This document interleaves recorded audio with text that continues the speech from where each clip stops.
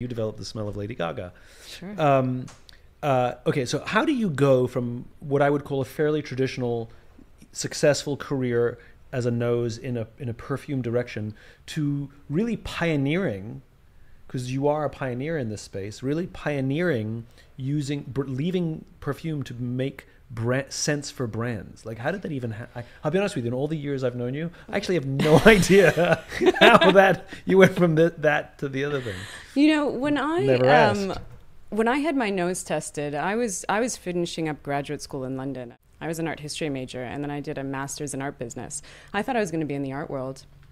And it didn't turn out that way. I interned at Avon when I was young, and then someone from Avon called me and said, hey, we have a spot. Do you want to work for us? And I wasn't sure. But I came back to New York, and she sent me to a perfumery school, and I had my nose tested. I had no idea that I had this innate ability, which is, by the way, like any ability, 5%, and then it's 95% blood, sweat, and tears after to learn how to use it. And I fell in love with it. I fell so deeply in love with it that when I started developing fragrance for skin, I was like, there has to be more. It has to be more than just applying it to skin. And so I went back to graduate school at NYU in the evenings while I was in perfumery school in the morning, working at Coty at this point during the day.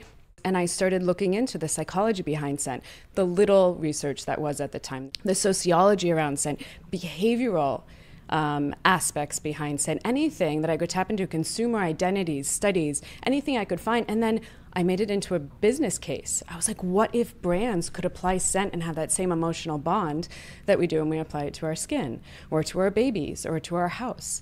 And this is how it was born. So, and I think people don't realize that the sense most closely connected to memory is smell. Oh, yeah. So if you think about how you process the other senses, so if you think about your sense of sight, your sense of touch, your sense of taste, your sense of hearing, once you get that input, it has to go through many neural pathways to get to the place in the brain that comprehends what it actually just heard or felt or Saw.